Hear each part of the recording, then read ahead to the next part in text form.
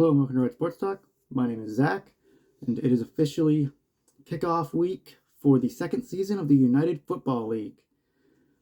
UFL kicks off this weekend. Their first game is Friday, March 28th, between the St. Louis Battlehawks and the Houston Roughnecks. The Battlehawks are a team that was very good last year. They made the playoffs. They have a major question mark going into this season, as their starting quarterback from the past two seasons, AJ McCarron, is no longer on their team. They have moved on from him going into this season, but they are still a very talented offense with some very good offensive weapons in running back Jacob Sailors and two very talented running backs in Hakeem Butler and Ja'Kyor Pearson. So they can help out whoever their starting quarterback is going to be. I think that at least to start the season, it will most likely be Manny Wilkins, because he has some starting experience for them. He started a handful of games for them last year and did look pretty good in those starts. In addition to those talented pieces on offense, they do have a very talented defense led by linebacker Willie Harvey. As for the team they're taking on in the Houston Roughnecks, they have a lot of question marks around their team. They are coming off of a very not a good season. They were one of the two worst teams in the UFL last season. It was really them and Memphis that were the two worst teams.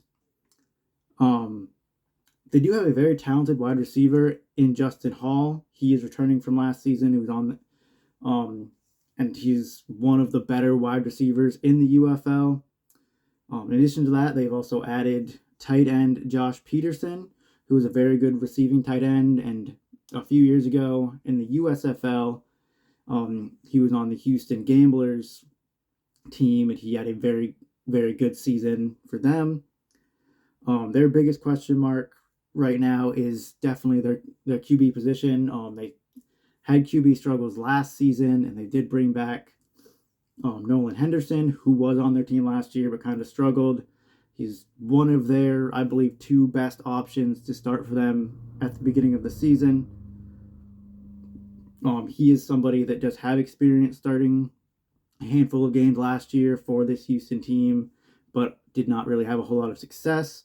The other quarterback that I could really see getting the start for them is Anthony Brown, who, although he doesn't have any spring football experience, he does have some NFL experience, as he did start a game for the Baltimore Ravens a couple of years ago, and he's kind of been on NFL practice squads the past few seasons. My pick for this game is going to be the St. Louis Battlehawks. I think even with their question marks at quarterback, I think just right now, looking through their rosters, St. Louis looks like the more talented team, and just on paper they look better. And for right now, going into the first game of the season, there's not a whole lot to really go off of, but going off of how they played last season and returning players to their roster and how I think they'll do this season, I do think the St. Louis Battlehawks get the victory here. Your next game is Saturday, March 29th, as you have the San Antonio Brahmas, who are actually the defending XFL champions, the champions of the XFL conference from last season, taking on the Arlington Renegades. I think this will be a very interesting matchup, because you have the San Antonio Brahmas, who are a Wade Phillips coach defense. Which Wade Phillips, very good head coach for San Antonio. He's a very defensive-minded guy. He was a very good defensive coordinator in the NFL. So he always has very good, very well-coached defenses. And they're going up against a very experienced quarterback in Luis Perez for Arlington. Luis Perez has a lot of experience, not just in the UFL, as he was one of the better quarterbacks for the UFL last season, but he's also played in the USFL and the XFL. He has lots of experience starting in spring leagues, and he also has two great receiving options to go along with him, with wide receiver Tyler Vaughns and tight end Sal Canales, who was actually Sal Canella, who was one of the better tight ends in the league last season. I do think this would be a very good chess match between this very good defense and this very talented quarterback and these offensive core pieces. However, my pick is going to be the San Antonio Brahmas because in addition to having this what I think will be a very good defense, they had a great defense last season. They also have a very good running back tandem in Anthony McFarland and John Lovett, who can help really take the pressure off of the quarterback who's going to be their starter as of now, and Kellen Mond. I think that having those two running backs will really help Kellen Mond, who is not a very experienced quarterback. He got some play in the NFL, but never really developed into a starting caliber quarterback. He's got those two. But now in San Antonio, he kind of has those two kind of safety blankets to take some pressure off of him, to allow him to really manage the game more as a quarterback. I do think that will be the big difference in that San Antonio will have the ability to run the ball and play very good defense, which will be key to getting victories, especially early in the season. So I do think they get the win over Arlington in this game. Now moving on to Sunday, March 30th, you have the final two games of the weekend. The first one is the Michigan Panthers taking on the Memphis Showboats. Michigan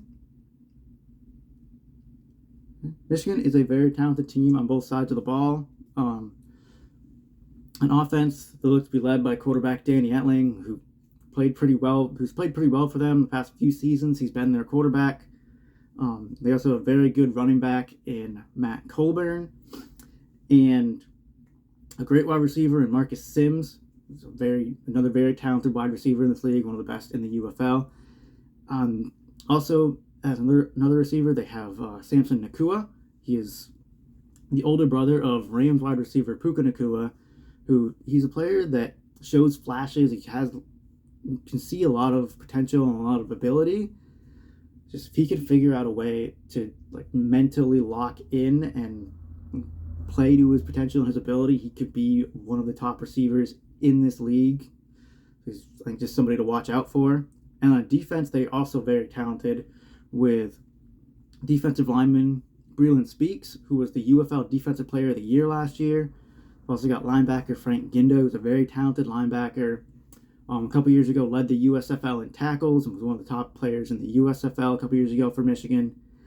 And they have a very good safety in Kai Nacua, who is the oldest of the Nacua brothers. He's the older brother of Samson and obviously of Puka. And he's a guy that he was close to the league leader in interceptions last season. He's a very smart defensive back. He's very experienced. He's played in the NFL. He's somebody that's got some talent, some experience that really helps out this defense for Michigan. And for Memphis, as I talked about a little earlier, they were one of the worst teams last season, alongside Houston. Going into this season, they actually got a new quarterback, former Michigan Panthers quarterback E.J. Perry.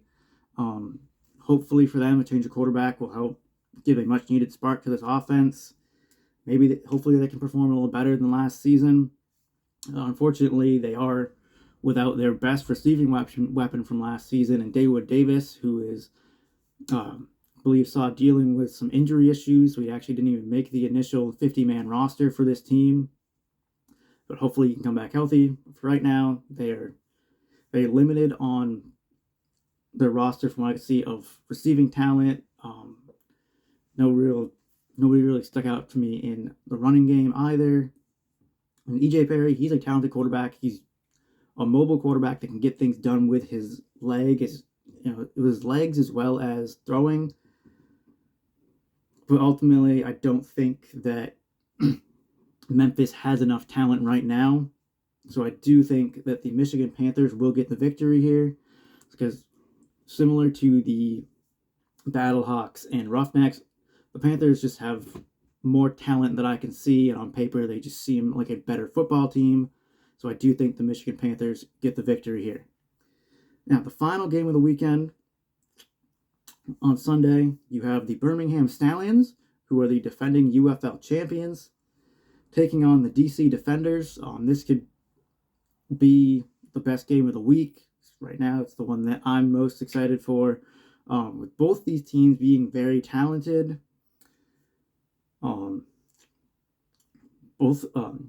Birmingham is arguably the most talented roster in the UFL, with a very good mixture of guys that have NFL experience as well as guys that have had a lot of success playing in the spring football leagues. The Stallions have guys like, they have linebacker Tay Crowder, who has NFL experience. He has starting experience in the NFL and finds himself in the UFL. Hopefully, kind of has a desire to show out and show what he can do to maybe get his way back to the NFL. So I'm really excited to see what Tay Crowder can do at this level.